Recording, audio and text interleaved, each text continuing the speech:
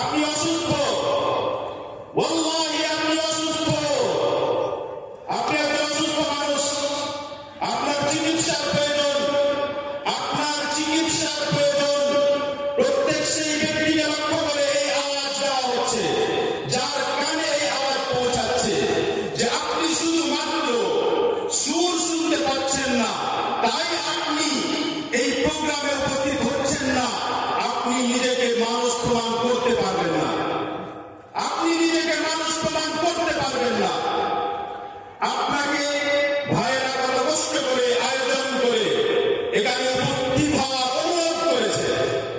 দিনের পর দিন, কত দিন ধরে এই প্রোগ্রাম সম্পর্কে আপনাদেরকে জানাতে থেকেছে। মেলা ঘোরার জন্য, জিলেপি খাওয়ার জন্য আপনি ঢং করার জায়গা পান না, আপনার লজ্জা বোধ বলে কিছু নেই, আপনি নিজেকে মানুষ মনে করেন। আপনার কি মনে হয় যে আপনাকে যে সময় আমি দিতে এসেছি, এই সময় আমার বয়ে যাচ্ছিল? আপনার মনে হচ্ছে যে আপনি এত সহজে সময় পেয়ে যাবেন? আপনার অবগতির জন্য বলি এবং কান খুলে শুনবেন, আমরা বাংলায় বলছি, ভালোভাবে কান খুলে শুনবেন যে অনেক মানুষ, এটা অহংকারের জন্য নয়, আপনাকে জানানোর জন্য, অনেক মানুষ যারা কথা বলার জন্য, মেসেজ করার জন্য অপেক্ষায় থাকে।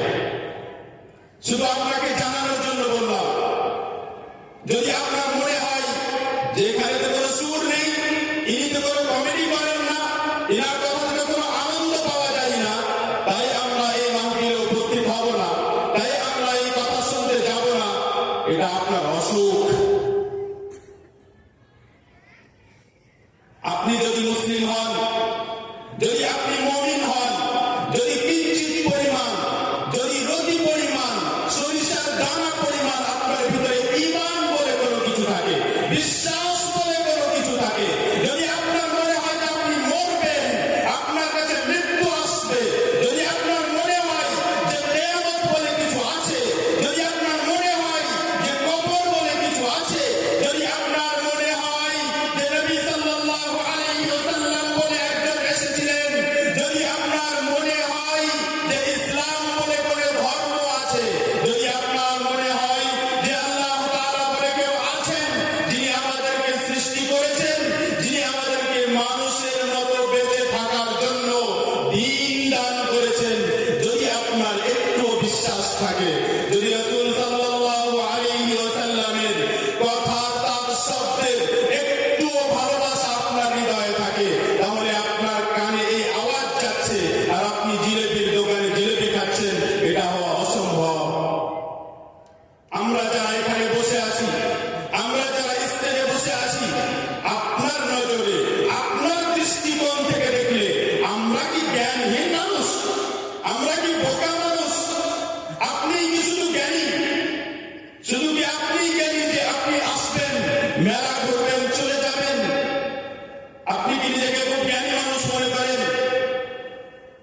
যদি তাই হয়, তাহলে আপনি আসুন, সামনে বসুন আর নিজেকে জ্ঞানী প্রমাণ করে দেখান, আর আমি আপনাকে পথভ্রষ্ট প্রমাণ করে দেখাই। জ্ঞানী আসলে কে?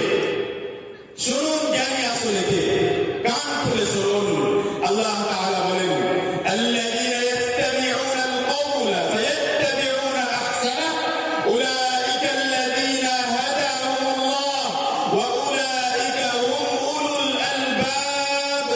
যারা কথা শোনে এবং কথা শোনার পর উত্তম কথার অনুসরণ করে, যারা কথা শোনার পর উত্তম কথার অনুসরণ করে, এরাই হলো তারা যাদেরকে আল্লাহ তাআলা হেদায়েত দান করেছেন, এরাই হলো জ্ঞানী, এরাই হলো জ্ঞানী। উলাইকা হুম উলুল আলবাব, এরাই হলো জ্ঞানী মানুষ। একথা মহান আল্লাহ তাআলা বলেন। আল্লাহ তাআলা জ্ঞানী মানুষ তাকে বলেছেন যে কোরআন ও হাদিসের কথা শুনে তার অনুসরণ করে, কারণ কোরআন ও হাদিসের চাইতে উত্তম কোনো কথা হতে পারে না। আপনার ব্রেনের ব্যাপারে ভাবতে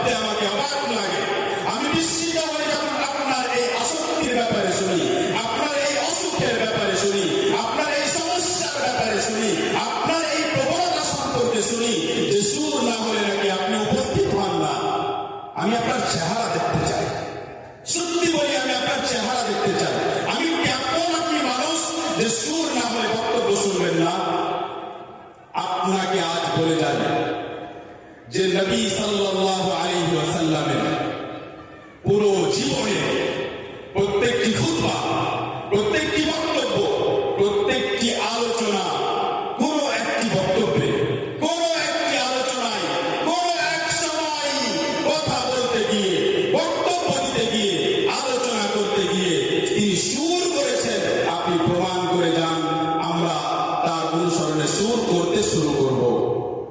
যদি সুরের বিষয়ে আপনার মনে কোনো সংশয় থাকে যে ইনি হয়তো সুর জানেন না তাই সুরের বিরুদ্ধে বলছেন, তাহলে ইউটিউবে যান এবং কোরআন তেলাওয়াত শুনুন। আপনাদের জানানোর জন্য বলছি, তাহলে আসলে বলা উচিত নয়, আর এই ধরনের কথা বলিও না। কিন্তু অবস্থা আপনাদের এত নিচে নেমে গেছে যে আমাদেরকে নিচে নেমে কথা বলতে হচ্ছে, তাহলে এইভাবে আমি কোনোদিন কথা বলি না।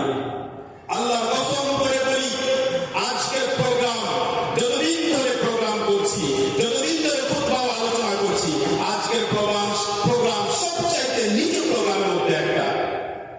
মানুষের উপস্থিতি আর মানুষের এইভাবে ছিটিয়ে ছড়িয়ে থাকা আর মানুষের মধ্যে এই কুধারণা যে কে একজন এসেছেন, কেমন বলবেন, ইনি তো জার্জিস নন।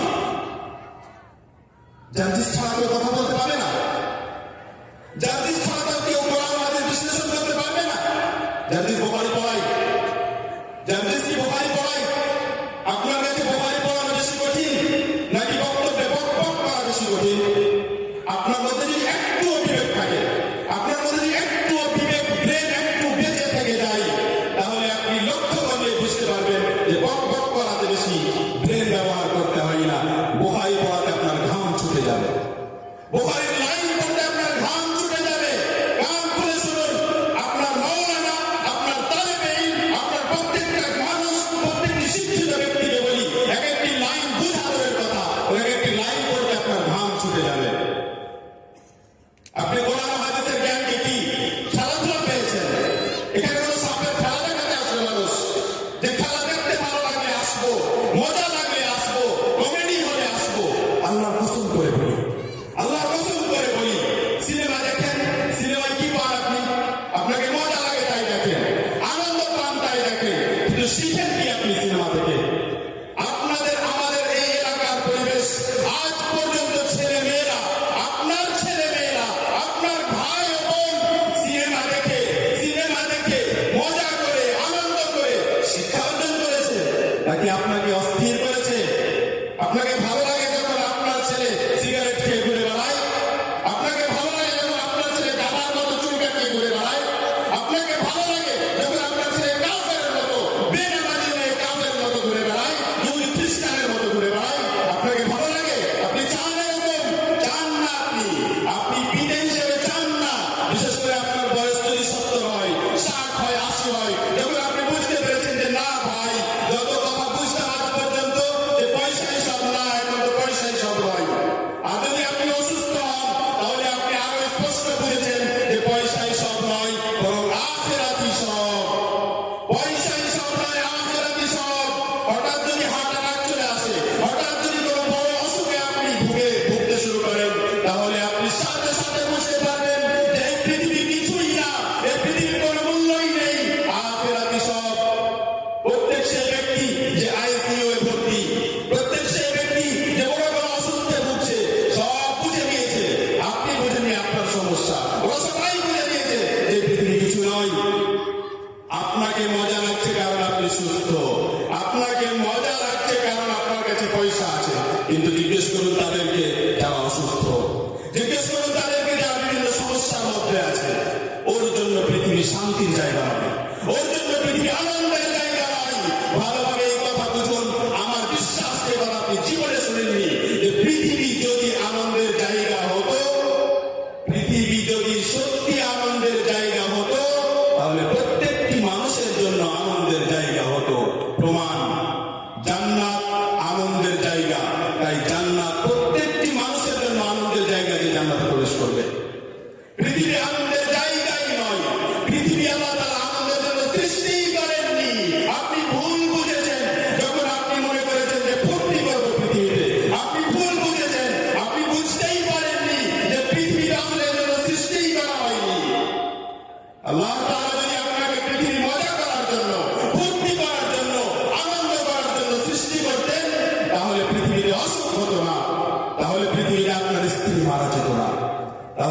পৃথিবীতে আপনার ছেলে মারা যেত না, তাহলে পৃথিবীতে আপনার পিতা মারা যেত না, তাহলে আপনি বয়স্ক হতেন না, আপনার ইচ্ছা না থাকা সত্ত্বেও আপনার চুল পেকে যেত না, আপনার বুক পিঠ আপনার বাঁকা হয়ে যেত না, আপনার ঠ্যাং ভেঙে যেত না, আপনার অ্যাক্সিডেন্ট হতো না, আপনি বড় কোনো অসুখে হসপিটালে ভর্তি দিতে থাকতেন না।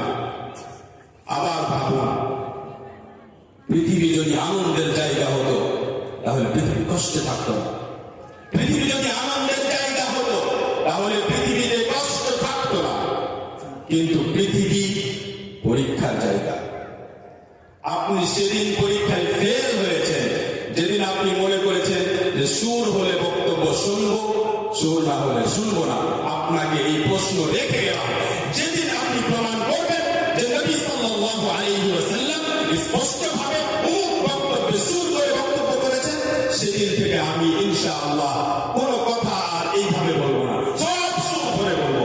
আপনাকে আমি 15 ধরনের সুর শোনাতে পারবো, 15 ধরনের সুর। আপনি যে একটা সুরে বোকা মানুষের মতো, পাগলদের মতো, মাতালদের মতো, মূর্খ ব্যক্তির মতো, জঘন্য ব্যক্তিদের মতো, অযোগ্য ব্যক্তিদের মতো, নগণ্য ব্যক্তিদের মতো একই সুরে আপনাকে বোকা বানিয়ে যাচ্ছে, আর একই সুরে আপনি মাতাল পাগল হয়ে ওদের পিছনে ছুটে বেড়াচ্ছেন, লক্ষ লক্ষ টাকা খরচ করছেন, আর নিজেকে ধ্বংস করছেন, নিজের সময় নষ্ট করছেন, আর শিক্ষার দিক থেকে আপনি জিরো। আপনি তো 15 বছর ধরে সুর শুনলেন।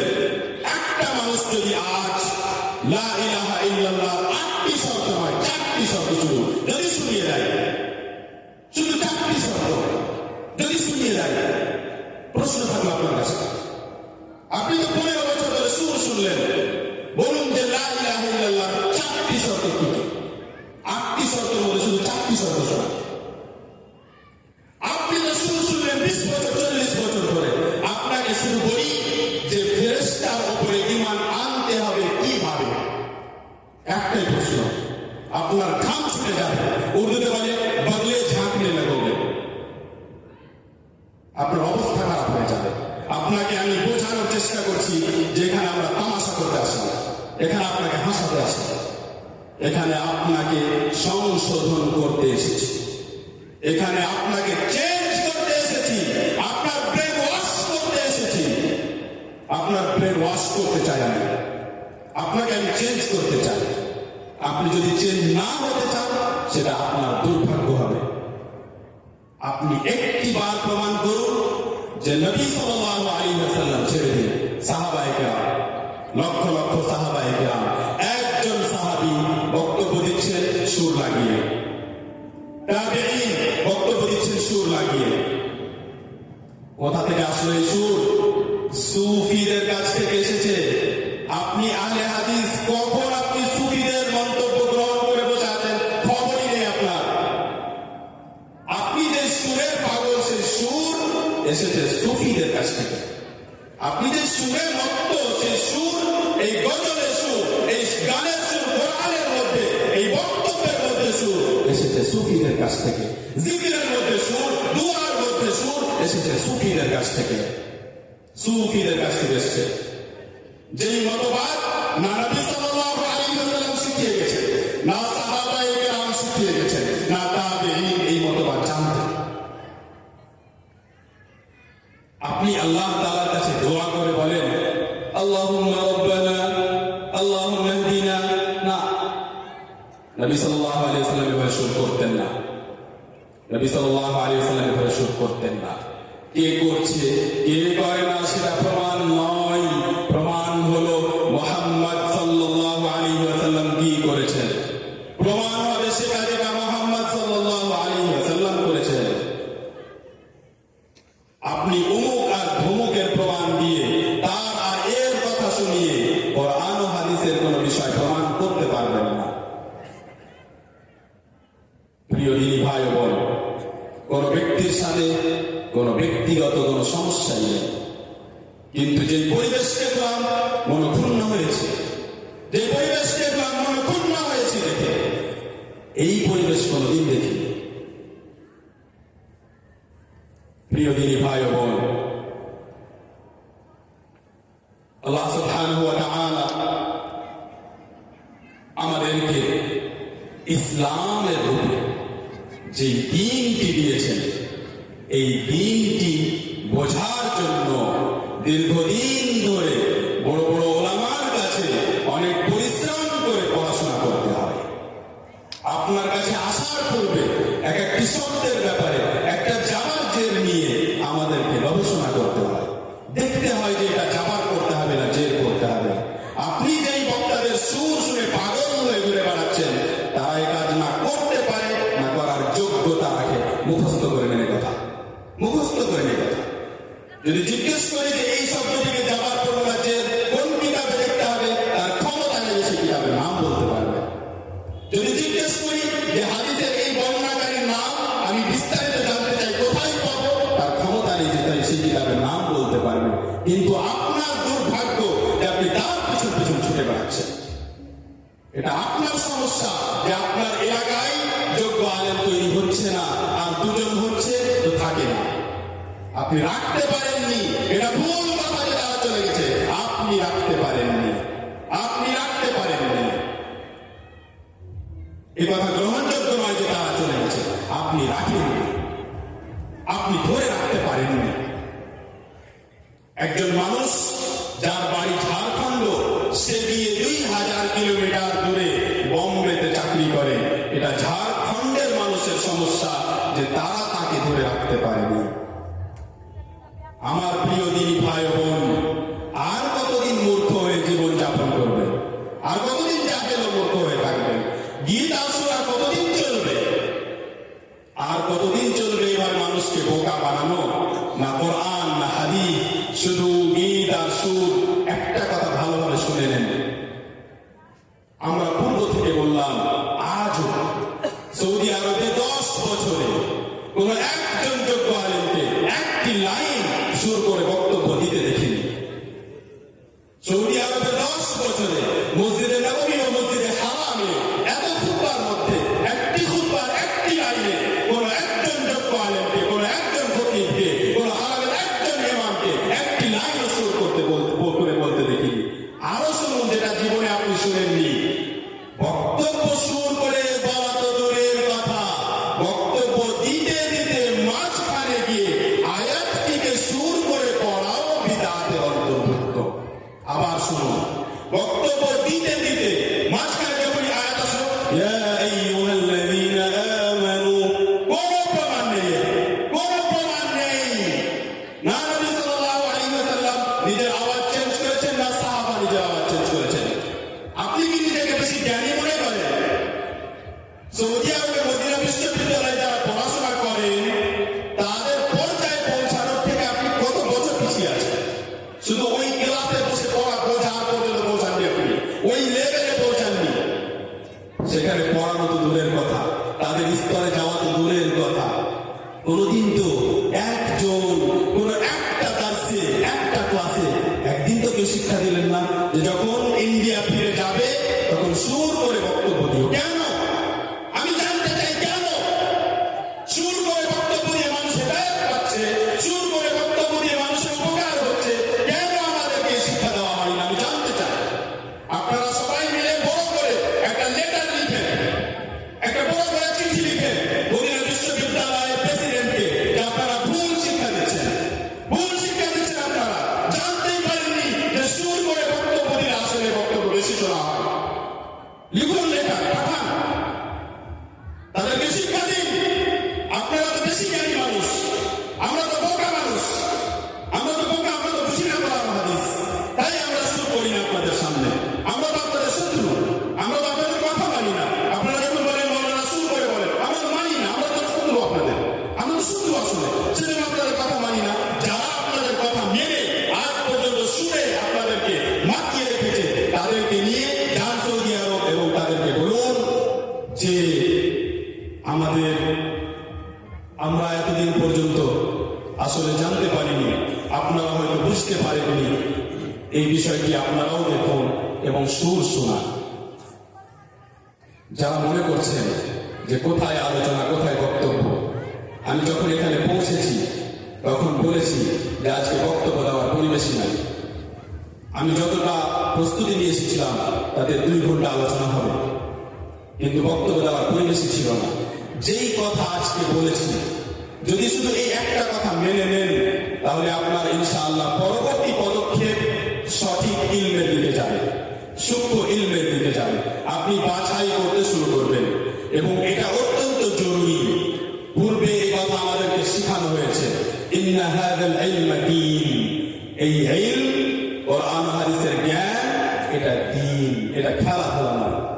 ফানজুরু আম্মান তাখুযুনা দীনাকুম, এই যে দ্বীনের শিক্ষা, এই যে কোরআন হাদিসের বিশ্লেষণ, কার কাছ থেকে নিচ্ছ সেটা দেখো। নিচ্ছ কার কাছ থেকে সেটা দেখো। যার কাছ থেকে নিচ্ছ সে আসলে নিজে আলেম ওলামার কাছে পড়াশোনা করেছে, নাকি শুধু এমনিতেই আপনার মধ্যে ফেমাস হয়ে গেছে। সুপ্রিয় দিনী ভাই ও বোন, আশা করি আমাদের উদ্দেশ্য আপনাদের সামনে স্পষ্ট হয়েছে। আমরা এলাকায় যারা ব্যবসা করি এবং আমরা এলাকায় যারা কষ্ট করে জীবিকা নির্বাহন করি, যারা কষ্ট করে জীবন চালায়, ছোট দোকান, ভ্যান গাড়ি চালায়, রিক্সা চালায়, ছোট কোনো কাজ করি, কষ্ট করি, বিদেশ যাই, এই দুই শ্রেণীর মানুষের জন্য আমার কাছে সুসংবাদ আছে। আবু হুরায়রা রাদিয়াল্লাহু আনহু বলেন যে রাসূল সাল্লাল্লাহু আলাইহি ওয়াসাল্লাম বলেছেন, লা ইউসিবুল মুসলিম মিন নাসাবিন ওয়ালা ওয়াসাব ওয়ালা আদান ওয়ালা হাম ওয়ালা হাম ওয়ালা হুজন ওয়ালা আদান ওয়ালা গাম ইল্লা কাফফারা আল্লাহু বিহা মিন খাতায়া, রাওয়াহুল বুখারী ওয়া মুসলিম। যে কোনো মুসলিম ব্যক্তি কোন দুঃখ পায়, কোন কষ্ট পায়, কোন দুঃখ পায়, কোন কষ্ট পায়, কোন চিন্তায় পতিত হয়, কিংবা কোন জায়গায় আঘাত লাগে, কোন ধরনের কোন কষ্ট পায়, সেই ব্যক্তি এমনকি হাত্তা শাওকাতি ইউশাকুহা, একটা ছোট্ট কাঁটাও যদি তাকে লেগে যায়, তার পায়ে ফুটে ছোট্ট একটা কাঁটা, আর তার কারণে যে কষ্ট পায়, সেই কষ্টের বিনিময়, সেই কষ্টের কারণে আল্লাহ তাআলা তার কিছু গুনাহ মাফ করে। হাদিস সহিহ। আমরা যারাই কষ্ট করে জীবন যাপন করছি, কখনো এই কষ্টকে হারামের দিকে যাওয়ার যেন অজুহাত না বানাই, যে সারাদিন তো কষ্ট করেছি তাই এখন হারাম কাজ করি, সারাদিন তো কষ্ট করেছি তাই আর সালাত আর নামাজ কেন পড়বো। কখনোই কাজ করবেন না। আপনি যে কষ্ট করছেন, সেই কষ্টের বিনিময় আল্লাহ তাআলার কাছে আছে। প্রত্যেক ব্যক্তি যে ব্যবসার সাথে জড়িত, যে কেনা বেচার কাজ করে, তার জন্য নবী সাল্লাল্লাহু আলাইহি ওয়াসাল্লাম বলেন, ফাইন সাদাকা ওয়া বায়্যানা বুরিকা লাহুমা ফি বাইইহিমা। রাসূল সাল্লাল্লাহু আলাইহি ওয়াসাল্লামের পক্ষ থেকে প্রত্যেক ব্যবসায়ীর জন্য বরকতের সুসংবাদ দেওয়া হয়েছে। সেই দুজন ব্যক্তি, সেই ক্রেতা ও বিক্রেতা, যারা যখন বিক্রি করে, যারা যখন ক্রয় করে, তখন সত্য বলে। যারা যখন ক্রয় করে, যারা যখন বিক্রি করে, তখন সত্য বলে এবং স্পষ্ট করে, কোনো কিছু গোপন রাখে না।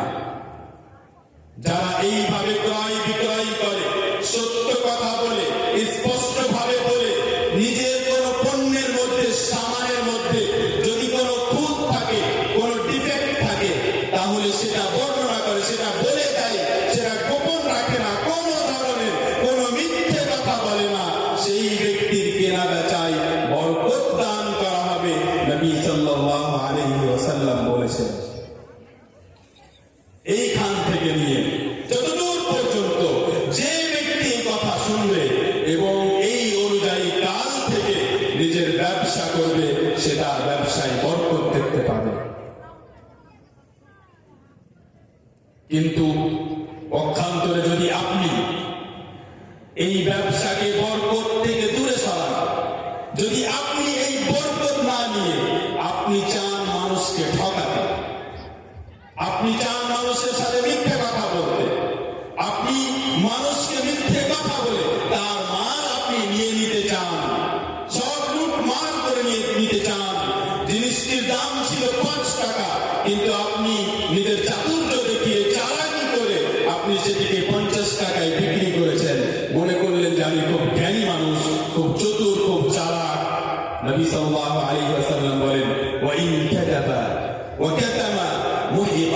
বারাকাতু বাইহিমা।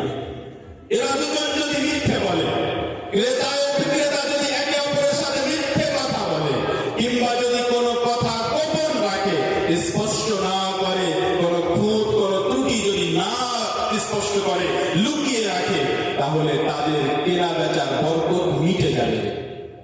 আর যাদের কাছে অনেক পয়সা, বিপুল সংখ্যায় যাদের কাছে অর্থ, আপনাদেরকে হিংসা হয়? আমার কোনোদিন হয় না, আলহামদুলিল্লাহ। হিংসা এজন্য হয় কারণ আপনি জানেন না, হিংসা এজন্য হয় না কারণ আমি জানি। কারণ এ কথা স্পষ্ট যে যে ব্যক্তি অবৈধভাবে সেই পয়সা জমা করে এত বড় মানুষ হয়েছে, প্রত্যেকটি পয়সা তাকে হিসাব দিতে হবে কিয়ামতের দিন। এত সহজ নয়। এই পৃথিবীতে কোনো খেলাধুলা চলে না, এই পৃথিবী কোনো তামাশা নয়। প্রত্যেকটি কাজ যা আপনি করেছেন, প্রত্যেকটি আপনার ইনকাম, আপনার উপার্জন, কিয়ামতের দিন আপনাকে উত্তর দিতে হবে। এখন তো আপনি জ্ঞানী মানুষ। কতদিন জ্ঞানী মানুষ? যতদিন আপনার নিঃশ্বাস চলছে ততদিন জ্ঞানী। যখনই মালাকুল মউত আসবে, তখন থেকে আপনি পৃথিবীর সবচেয়ে বোকা মানুষ, সবচেয়ে বোকা মানুষ। কারণ হারামে ডুবে থেকেছে সারা জীবন। মানুষ যখন দেখে যে ব্যবসা করে তো পয়সা বেশি হচ্ছে না, তখন বলে যে 1 লক্ষ নিলে 1 মাস পরে 1,10,000 দিতে হবে। কি মজার ইনকাম, কি মজার উপার্জন। 2 লক্ষ, তাহলে 2,20,000 দিতে হবে। এই ব্যক্তির কাছে 1 কোটি আছে। এবার আপনি মাল্টিপল করে কত টাকায় গিয়ে দাঁড়ায়? এই ব্যক্তিকে আর কিছু করতে হবে না। কিন্তু শুনুন, আল্লাহ তাআলা বলে, আল্লাহ তাআলা বলে, ইয়া আইয়ুহাল্লাযীনা আমানু ইত্তাকুল্লাহ ওয়া যারু মা বাকিয়া মিনার রিবা ইন কুনতুম মুমিনিন। যদি তোমাদের মধ্যে ঈমান থাকে, তাহলে আল্লাহ তাআলাকে ভয় করে তার নিষিদ্ধ কাজ থেকে বিরত থেকে নিজেদেরকে জাহান্নামের শাস্তি থেকে বাঁচাও, এবং সুদ যা বাকি থেকে গেছে তা আর নিও না। ভুলবশত দিয়েছিলে 1 লক্ষ, পাবে 1,10,000 বলে, কিন্তু সেই 10 আর নিও না, শুধু 1 লক্ষই নিয়ে তাকে ছেড়ে দাও। আপনি বলবেন যে মানলাম না এ কথা। আপনি যদি এই কথা না মানেন তাহলে মুসলিমই থাকবেন না। কিন্তু বললেন যে ঠিক আছে, মানলাম আল্লাহ তাআলার কথা, কিন্তু আমল করলাম না। তাহলে শুনুন, فإن لم تفعلوا فأذنوا بحرب من الله ورسوله। যদি তোমরা এরকম না করো, যদি তোমরা এরকম না করো, বলো যে না, ওই সুদ আমি নিতে হবে, আমাকে ওই সুদ আমি নিব, কে কি করে আমি দেখবো না, তাহলে তোমরা আল্লাহ ও তার রাসূলের সাথে যুদ্ধ করার ঘোষণা শোনো। আপনাদের প্রত্যেকজনকে উদ্দেশ্য করে বলছি, প্রত্যেকজনকে উদ্দেশ্য করে বলছি। আপনি LICর মাধ্যমে হোক, ইন্স্যুরেন্সের মাধ্যমে হোক, যেইভাবে আপনি সুদের সাথে জড়িত, আর আপনি বাধ্য নন, ভালো করে শুনুন, আপনি সুদের সাথে জড়িত, আপনি বাধ্য নন। আপনাকে বাধ্য করা হয়নি। ব্যাংকে পয়সা রাখলে আপনি বাধ্য, তার নিয়ম আছে, আমরা বলবো যে তখন আপনি কি করবেন। কিন্তু যেখানে আপনি বাধ্য নন, আপনি খুশি খুশি কাউকে পয়সা দিয়েছেন এবং আপনি সুদ নিচ্ছেন কিংবা সুদ দিচ্ছেন, এদের সবার জন্য মহান আল্লাহ তাআলার ঘোষণা, ফাআযানু বিহারবিন মিনাল্লাহি ওয়া রাসূলিহি। তোমাদের সকলের জন্য আল্লাহ তাআলার পক্ষ থেকে ঘোষণা হলো যে তোমরা আল্লাহ ও তার রাসূলের সাথে যুদ্ধ করার ঘোষণা শুনে নাও। আমি কাউকে নিষেধ করিনি ঘুষ দিতে, আমি কাউকে নিষেধ করিনি সুদ দিতে ও সুদ দিতে। যারা যারা আল্লাহ ও তার রাসূলের সাথে যুদ্ধ করতে চায়, তারা সুদ নিতে পারে। যারা যারা আল্লাহ ও তার রাসূলের সাথে যুদ্ধ করতে চায়, তারা নিতে পারে, তারা নিবেও, যুদ্ধ করবে। আরো শুনুন, ইয়ামহাকুল্লাহু রিবা ওয়া ইউরবিস সাদাকাত। আল্লাহ তাআলা যদি মিটিয়ে দেন, মুছে দেন, তো সেটা হলো সুদ। সুদকে আল্লাহ মিটিয়ে দেবেন, মুছে দেবেন, আর সাদাকাকে বৃদ্ধি করবেন। শুনেছেন অনেকবার যে সুদকে মিটিয়ে দেবেন, কিন্তু ব্রেনের সমস্যা আছে, ব্রেনের সমস্যায় আছে, সন্দেহ আছে, ওই সুদ মিটে না, তো উত্তর পাননি। আজকে শুনুন, আল্লাহ তাআলা বললেন যে সুদ আল্লাহ তাআলা মিটিয়ে দেবেন, কিন্তু সুদ তো মিটে না, সুদ তো মানুষ ভক্ষণ করেই যাচ্ছে। এর উত্তর কি? এর উত্তর 1 নম্বর, যে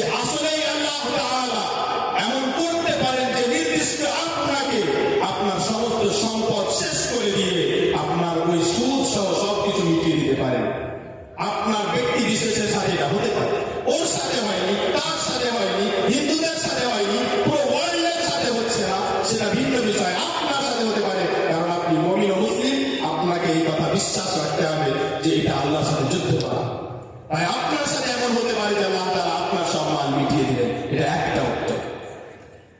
দুই, যে আল্লাহ তাআলা আপনার উপর এমন বিপদ আনতে পারে, আল্লাহ তাআলা আপনাকে এমন বিপদে নিক্ষিপ্ত করতে পারে যে বিপদের কারণে কোথায় আপনার সুদে জমা করা সব পয়সা নিতে যাবে, সব কোথায় চলে যাবে। তিন, আপনার হৃদয়ে অশান্তি কাজ করবে, আপনার হৃদয়ে শান্তি থাকবে না। যখন যখন আপনি আপনার বিবেক ব্যবহার করবেন, যখন যখন আপনি নেশা ছেড়ে, আপনি যখন যখন মাদক ছেড়ে, সিগারেট ছেড়ে, তাম্বাকু, গুটখা ছেড়ে নিজের ব্রেন ব্যবহার করবেন, যেদিন আপনি রাত্রিবেলা শুয়ে মনে করবেন যে আমি একজন মানুষ, আর আমি মানুষ হয়ে মানুষের কাছ থেকে অবৈধভাবে কিছু পয়সা নিয়েছি, যার জন্য আমি তাকে কিছু দেইনি, শুধু 1,00,000 দিয়ে আমি তার কাছে 1,10,000 নিয়েছি, সেদিন থেকে আপনার অশান্তি শুরু হয়ে যাবে। উত্তর হলো 3। 4 নম্বর, আল্লাহ রাব্বুল আলামিন বলেন যে সুদকে আল্লাহ মিটিয়ে দেবেন, সাদাকাকে বাড়িয়ে দেবেন। আপনি বলুন যে পৃথিবীর সমস্ত সম্পদ আপনাকে দিলাম, নিয়ে নেন, আপনি সমস্ত সম্পদ আপনাকে দিলাম, নিয়ে যান, কিন্তু কিয়ামতের দিন একটা কড়িও পাবেন না, একটা জিনিস আপনার গ্রহণযোগ্য হবে না, কিছুই আপনার কবুল হবে না। আপনি কি ধনী না আপনি ফকির? আপনি ফকির, ফকির আপনি। আপনার মতো হতভাগা দুনিয়াতে হতে পারে না। আপনি ততদিন জ্ঞানী ও ধনী যতদিন আপনার কাছে মালাকুল মউত আসে।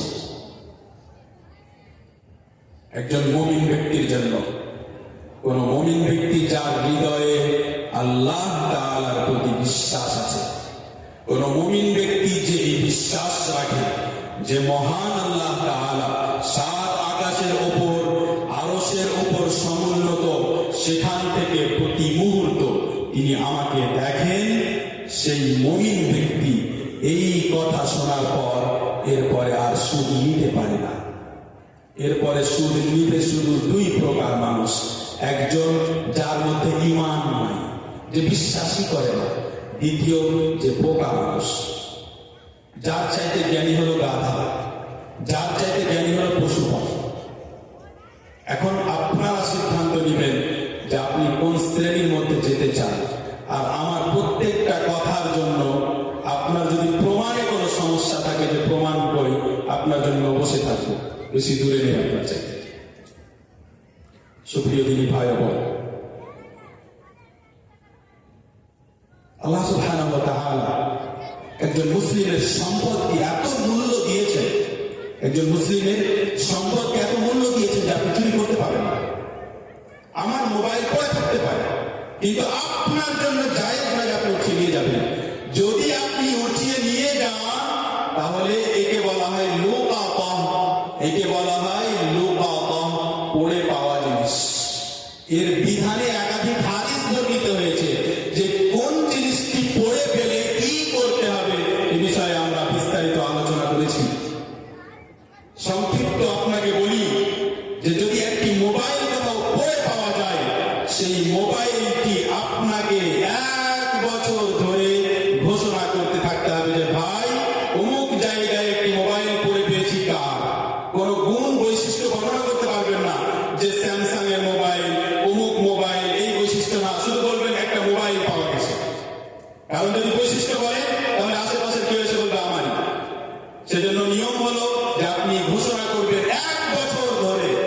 এবং ওলামা বলেন যে যেই যেই জায়গায় আপনার ধারণা যে এখানে হয়তো সে ব্যক্তি আসতে পারে, কোনো হাটে, কোনো বাজারে, কোনো মানুষের আনাগোনা আছে, এমন জায়গায় সেইখানে আপনাকে 1 বছর ধরে বিভিন্ন জায়গায় প্রচার করতে থাকতে হবে। আমি কি বোঝাতে চাচ্ছি আপনাকে? আমি বোঝাতে চাচ্ছি যে মুসলিমের মালের মূল্য কত, যে মাল পড়ে পেলেও আপনাকে 1 বছর ধরে প্রচার করতে থাকতে হবে। সেই মুসলিমের মালকে আপনি কোন বিবেকে নিজের পকেটে ঢোকান? সেই মুসলিমের মালকে কোন বিবেকে আপনি নিজের পকেটে ঢোকান? আপনি নিজেকে মানুষ মনে করেন? সুপ্রিয় দিনী ভাই বোন, আবু হুরায়রা রাদিয়াল্লাহু আনহু বলেন, সাঈদ ইবনে যায়েদ রাদিয়াল্লাহু আনহু বলেন যে রাসূল সাল্লাল্লাহু আলাইহি ওয়াসাল্লাম বলেছেন, মান ইকতাতা শিবরান মিনাল আরদি যুলমা আওয়ালাহু আল্লাহ من سبع أراضين رواه البخاري ومسلم কান খুলে প্রত্যেক ব্যক্তি শুনুন যে যে ব্যক্তি রাসূল সাল্লাল্লাহু আলাইহি ওয়াসাল্লাম বলেন যে যেই ব্যক্তি অর্ধ হাত পরিমাণ যাতে আমরা এক বিট বলি এক বিট এই যে এতটুকু অর্ধেক হাত পরিমাণ যদি আপনি মুসলিম ভাইয়ের জমি জায়গা দখল করে নেন তাহলে এই অর্ধ হাত পরিমাণ জায়গাকে কিয়ামতের দিন আল্লাহ তাআলা 7টি জমিনে পরিণত করে আপনার গলায় ঝুলিয়ে দেবেন হাদিস সহিহ বুখারী ও মুসলিম হাদিস সহিহ বুখারী ও মুসলিম বিশ্লেষণ একেবারে স্পষ্ট কোনো মতভেদের বিষয় নেই কিভাবে আল্লাহ তাআলা অর্ধ হাত পরিমাণ জায়গাকে 7 জমিনে পরিণত করে আপনার গলায় ঝুলাবেন আপনি প্রশ্ন করতেই পাবেন না আপনি প্রশ্নই করতে পাবেন না কেন কারণ আপনি বুঝতে পারবেন না কেন বুঝতে পারবেন না কারণ আপনি কিয়ামত দেখেননি কেন বুঝতে পারবেন না কারণ কিয়ামতে যা ঘটবে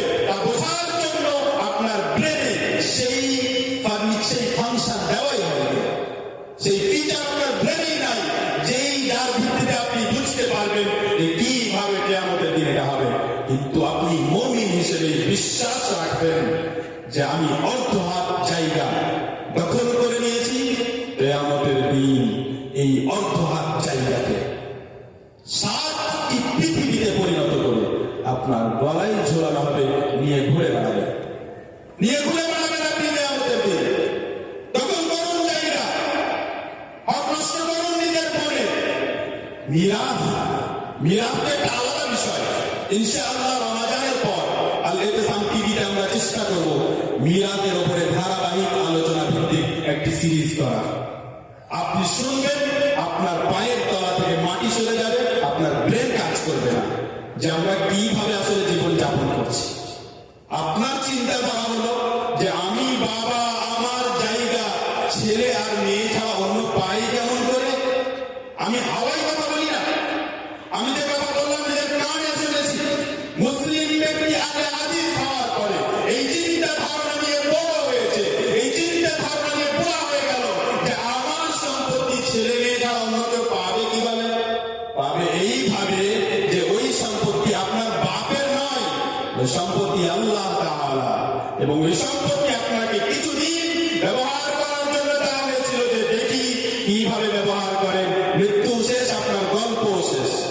আপনার মৃত্যু আসলে আপনার কাহিনী শেষ হয়ে গেছে এবার আপনি যান হিসাব দিন বাকি জায়গা আল্লাহ তাআলা দেখবেন যে কার আপনার বাপের জায়গা নয় যে আপনি আগেই হিসাব করে দিয়ে চলে যাবেন যদিও এখানে অন্য একটি বিষয় আছে যা আমরা ইঙ্গিত করতে চাচ্ছি না কিন্তু আল্লাহ তাআলার নিয়ম হলো ইউসিকুমুল্লাহু ফি আওলাদিকুম সূরা নিসায় আল্লাহ তাআলা প্রায় 2 পৃষ্ঠা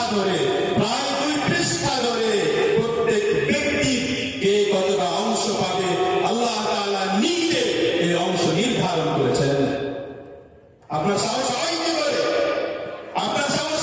করে যে আপনি বোনকে রাজি করে পুষলে মানিয়ে সেই অংশ নিজের কাছে রাখেন আবার বোন কি ভাবে নতুন এক চিন্তাধারা বোন ভাবে যে আমি যদি না দিয়ে দেই তাহলে ভাইয়ের বাড়ি যাব কিভাবে জাহিলি চিন্তাধারায়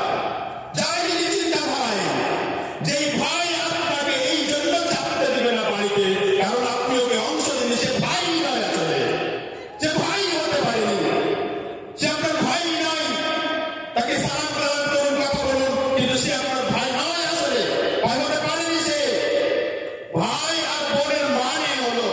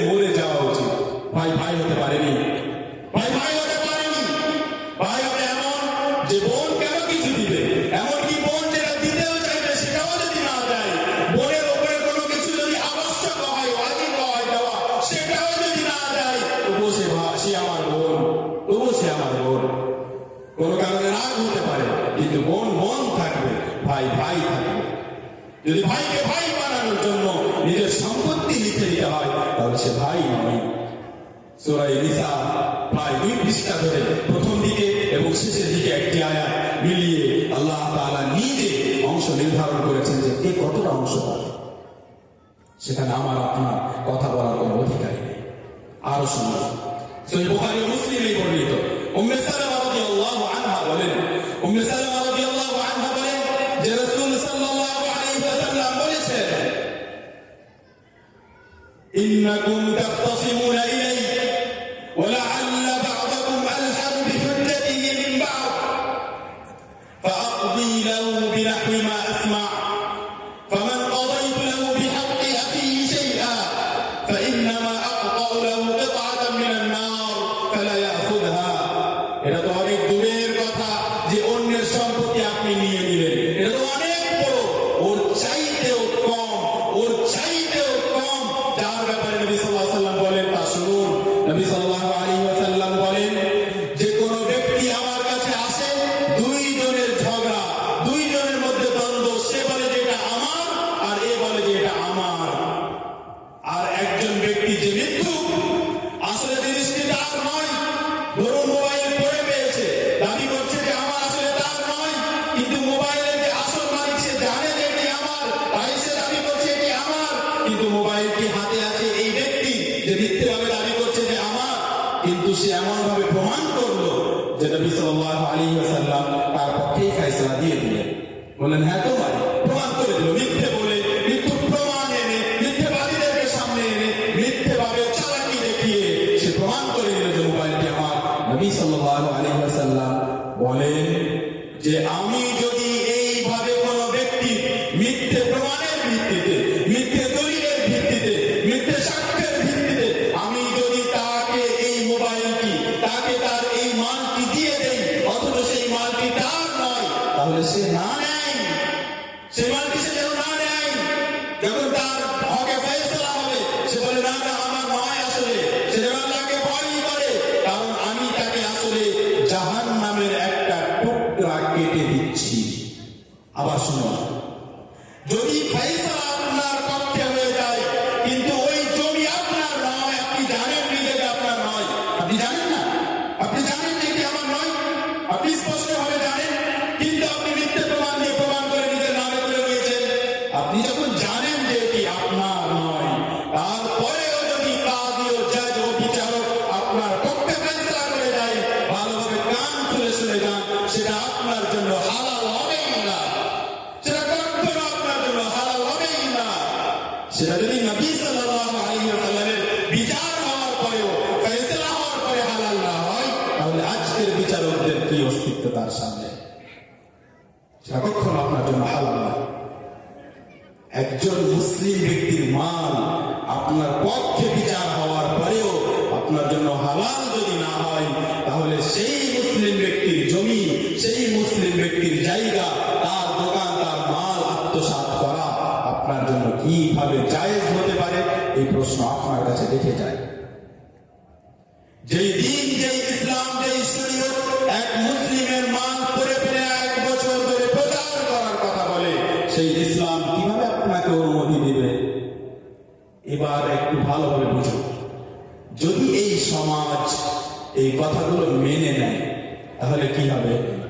তাহলে হবে এই যে আপনার আর মোবাইল হারিয়ে যাবে না, তাহলে হবে এই যে আপনার আর কোনো কিছু চুরি হবে না, তাহলে হবে এই যে আপনার সব কিছু আপনার হয়ে থাকবে, অন্য কেউ, আপনি যতই দুর্বল হন না কেন, আপনি একজন মহিলা, ছেলে মেয়েও মারা গেছে, বাবাও মারা গেছে, একজন মহিলা, জমি অনেক আছে, কেউ দখল করবে না, কেউ দখল করবে না যদি মুসলিম হয়, কেউ দখল করবে না যদি আমরা আমাদের ছেলে মেয়েকে মুসলমান করে বড় করি। যদি বড় হতেই 6 বছর 5 বছর হতেই যদি ডান্স শিখতে না পাঠায়, নাম রেখেছে ইসলামিক কিন্ডারগার্টেন, সেখানে হয় ডান্স, সেখানে হয় ডান্স। এটা কি খেলাধুলা চলছে? এটা কি খেলাধুলা যে আপনি আমাদের ছেলে মেয়েকে এভাবে নষ্ট করবেন? আপনি যদি চান যে এমন সমাজ তৈরি হয় যেই সমাজে কোনো কিছু আর হারাবে না, যেই সমাজে কোনো দুর্বল থেকে দুর্বল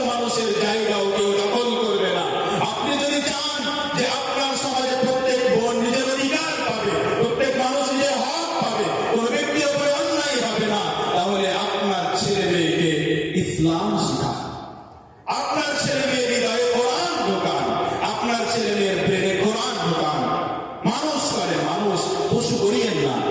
কি আসলে পেতে চান আমার ব্রেনে আসে না। কি আসলে পেতে চান স্কুলে আর কলেজে পড়িয়ে আমি বুঝতেই পারি না। সত্যি করে আমি বুঝতেই পারি না। যখন শুরুতে ছোটতে যখন পড়াশোনা করতাম কতজন না পরামর্শ দিত যে যদি আপনি এই লাইনে পড়তেন, যদি এই লাইনে পড়তেন তাহলে আজ বড় ইঞ্জিনিয়ার হতেন। আলহামদুলিল্লাহ, বড় ইঞ্জিনিয়ার চাইতে বড় ইঞ্জিনিয়ারের পর্যায়ে আছে। আলহামদুলিল্লাহ। যেই জায়গায় এক একটা সকাল এক একটা সন্ধ্যা আমার আপনার সেই ইঞ্জিনিয়ারের পুরো জীবনের চাইতে মূল্যবান। যেই জায়গায় মসজিদে নববীর এক একটা সিজদা, মসজিদে হারামের এক একটা সিজদা, এক একটা তাওয়াফ আপনার ডক্টরের পুরো জীবনের চাইতে আমার কাছে মূল্যবান। এই চিন্তাধারা আমার চিন্তাধারা, যাতে আমি শান্তিতে জীবন যাপন করছি। আপনি মনে করেন আপনি ধনী, কিন্তু আমার কাছে আপনি ফকির। আমার কাছে আপনার কাছে ফকির দুনিয়াতে নেই। শুনুন হাদিস শুনুন। নবী সাল্লাল্লাহু আলাইহি ওয়াসাল্লাম বলেন, রাকাতুল ফাজর খায়রুম মিনাদ দুনিয়া ওয়া মা ফিহা। ফজরের 2 রাকাত সুন্নাত দুনিয়া ও দুনিয়ার সমস্ত সম্পদের চাইতে উত্তম। এই হাদিস মুখস্থ করে যান, মুখস্থ করে যান এই হাদিস। এই যে প্রত্যেকজন যে বসে আছেন, যদি এই হাদিসটির উপরে আমল করেন তাহলে আপনি আপনার নবীকে বিশ্বাস করেন। আপনি মোহাম্মদ বলে কোন একজনকে নবী হিসাবে মানেন যে 2 রাকাত সুন্নাত। কে বলেছেন? আমি বলেছি। যে কোনো ব্যক্তি বলে চলে গেছে, এটি ওয়াহি, এটি আল্লাহর পক্ষ থেকে আসা কথা। অর্থাৎ নবী সাল্লাল্লাহু আলাইহি ওয়াসাল্লাম যখন বললেন একটি কথা, সেটি শরীয়তের কথা হলে সেটি আল্লাহ তাআলার পক্ষ থেকে আসা কথা।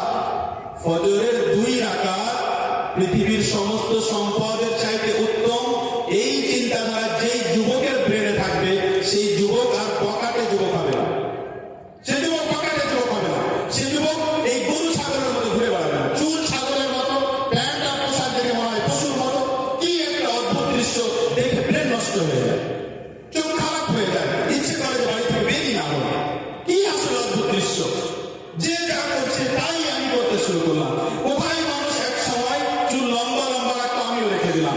কোথায় একজন মানুষ হঠাৎ সাইড থেকে চুল ছিঁড়ে ফেলে দিলাম, আমিও ছিঁড়ে ফেলে দিলাম। আপনার চাইতে বোকা মানুষ দুনিয়াতে আছে? মানে আপনার নিজস্ব কোনো কি অস্তিত্ব বলতে কিছু আছে? আপনি কি এক্সিস্ট করেন পৃথিবীতে? আপনি কি এক্সিস্ট করেন? আপনার নিজস্ব অস্তিত্ব আছে? আপনি একজন মানুষ, আপনার অস্তিত্ব আছে কোনো? যে না, যেটা ভালো সেটা নিব। কে কি করবো তাতে আপনার কি যায় আসে? কে চুল ছেড়ে ফেলে নিল, কে মাথা নিচু করে হাঁটে, কে প্যান্ট খুলে ঘুরে বেড়ায়, আমার তাতে কি আসে যায়? আমার মধ্যে জ্ঞান আছে তো, আমি তো পাগল নই। কোন সময় একজন মানুষকে যখন দেখবেন যে তার প্যান্ট ছিঁড়া, নোংরা নোংরা খাবার খাচ্ছে, দাড়ি চুল লম্বা চওড়া হয়ে গেছে, কিন্তু এখনো পরিষ্কার পরিচ্ছন্ন হয়নি, ওদেরকে কি বলি আমরা? পাগল বলি। কি বলি ওদেরকে? আরবিতে মজনুন বলে। মজনুন, মজনু এবং লাইলার গল্প শুনেননি? মজনু মানে পাগল। যার গল্প এত মজা লাগে তাকে পাগল বলা হয়েছে। আর লাইলা মানে রাতের মতো কালো, লাইল মানে রাত। মজনু পাগল, সে মজনুন, সে পাগল। কোন আরবি মানুষ দেখলে বলবো আল্লাহ আনতা মজনুন, তুমি পাগল মানুষ। যে পোশাক তুমি পরেছো নিজের লজ্জাস্থান ঢাকার জন্য, সেই পোশাককে নিজে ছিঁড়েছো, আর তোমার ছিঁড়া দেখে কোম্পানি ছিঁড়া পোশাক বানাতে বাধ্য হয়ে গেছে। তুমি যেহেতু ছিঁড়ছিলে, ছিঁড়া ভালো লাগছিল, তাই কোম্পানি বাধ্য হয়ে গেছে যে তোমার জন্য ছিঁড়া বানাবে। আর তুমি খুব শখের সাথে কিনছো, আর তাকে তুমি বলো এটা হলো ফ্যাশন। এটা ফ্যাশন নয়, এটা আপনার অসুখ। ফ্যাশন হলো সেটা যেটা নবী সাল্লাল্লাহু আলাইহি ওয়াসাল্লাম দিয়ে গেছেন। সভ্যতা, সিভিলাইজেশন হলো সেটা যেটা মুহাম্মদ সাল্লাল্লাহু আলাইহি ওয়াসাল্লাম দিয়ে গেছেন। মুহাম্মদ সাল্লাল্লাহু আলাইহি ওয়াসাল্লাম বসে পেশাব করতে শিখিয়ে গেছে। মুহাম্মদ সাল্লাল্লাহু আলাইহি ওয়াসাল্লাম পেশাব করার পরে পরিষ্কার হতে শিখিয়েছেন। মুহাম্মদ সাল্লাল্লাহু আলাইহি ওয়াসাল্লাম সঙ্গম করলে, অর্থাৎ স্বামী স্ত্রী মেলামেশা করলে গোসল করতে শিখিয়ে গেছেন। মুহাম্মদ সাল্লাল্লাহু আলাইহি ওয়াসাল্লাম 3টি পাথর ব্যবহার করে ইস্তিনজা করতে শিখিয়ে গেছেন। মুহাম্মদ সাল্লাল্লাহু আলাইহি ওয়াসাল্লাম ডান হাতে ভর করে শুয়ে থাকতে শিখিয়ে গেছেন। মুহাম্মদ সাল্লাল্লাহু আলাইহি ওয়াসাল্লাম রাত্রিবেলা ঘুম থেকে উঠলে কিংবা কোনো সময় ঘুম থেকে উঠলে পানির পাত্রে হাত দেওয়ার পূর্বে 3 বার হাত ধুয়ে আপনাকে সভ্যতা শিখিয়ে গেছেন। এই সভ্যতা পৃথিবীর কোন সভ্যতার কাছে নেই। এই সভ্যতা কোন ব্যক্তির কাছে নেই। যে সভ্যতাকে নিয়ে আপনি পাগল, যে সভ্যতাকে দেখে আপনি নিজের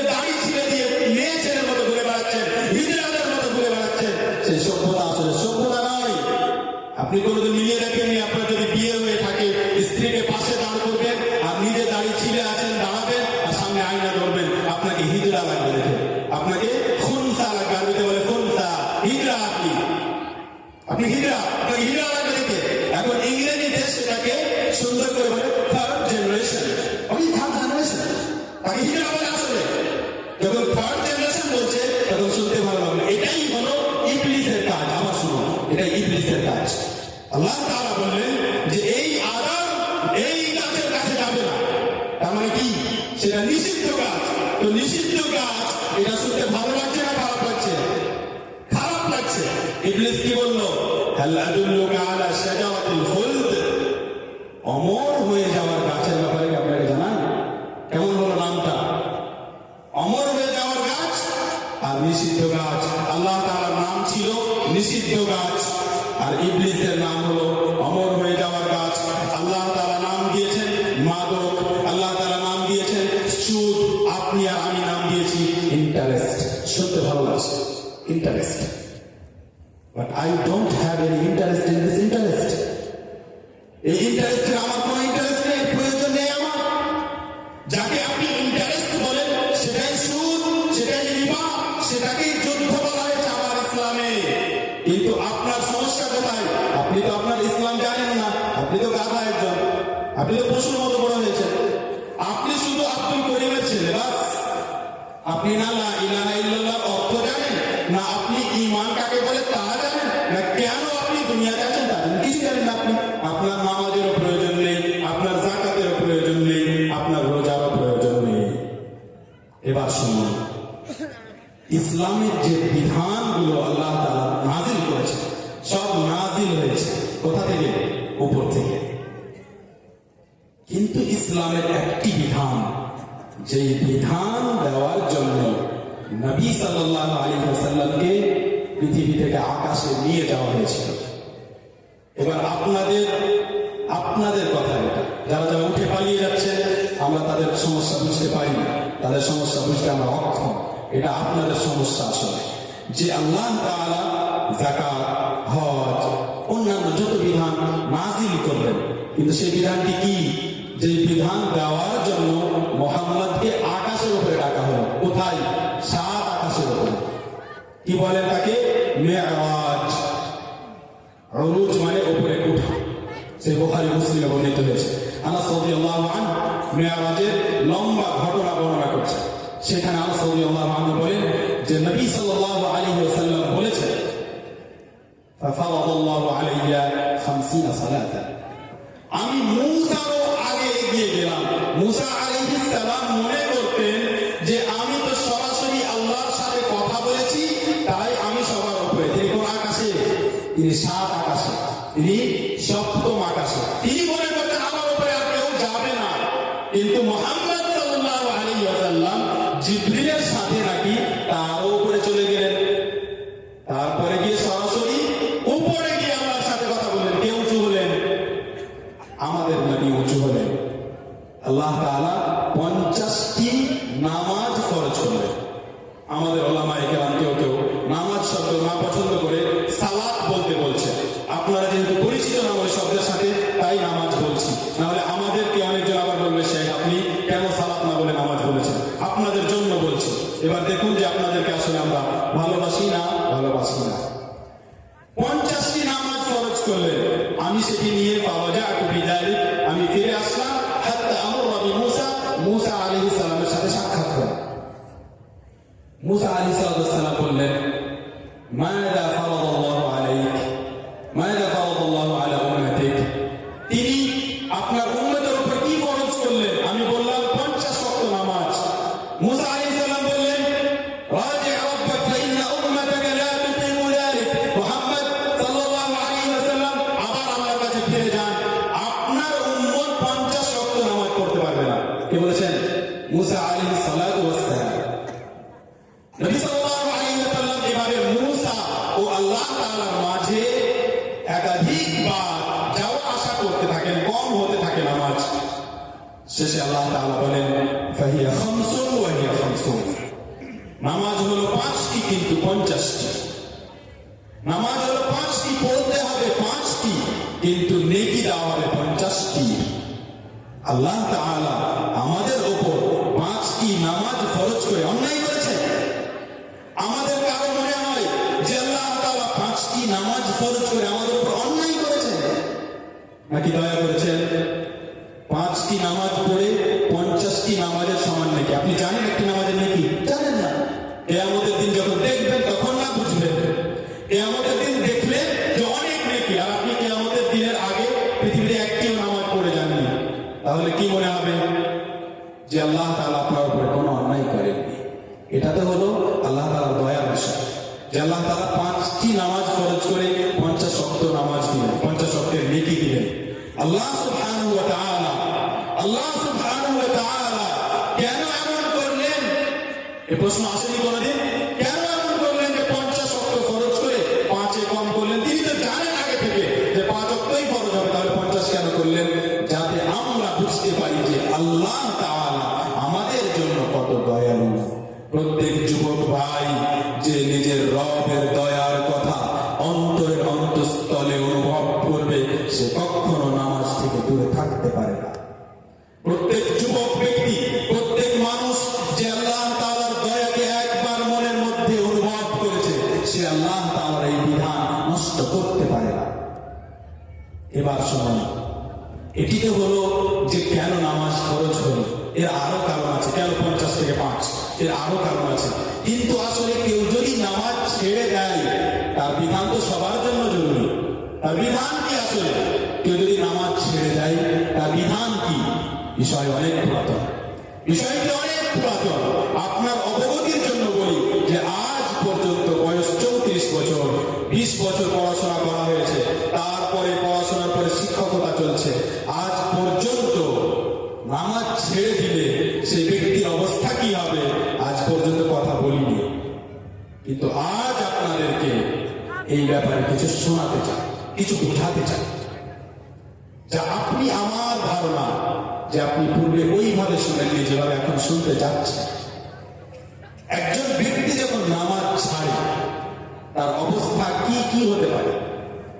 যদি একজন ব্যক্তি নামাজ এজন্য ছেড়েছে কারণ সে মানে না যে নামাজ তার উপরে ফরজ, তাহলে সে কাফের হবে।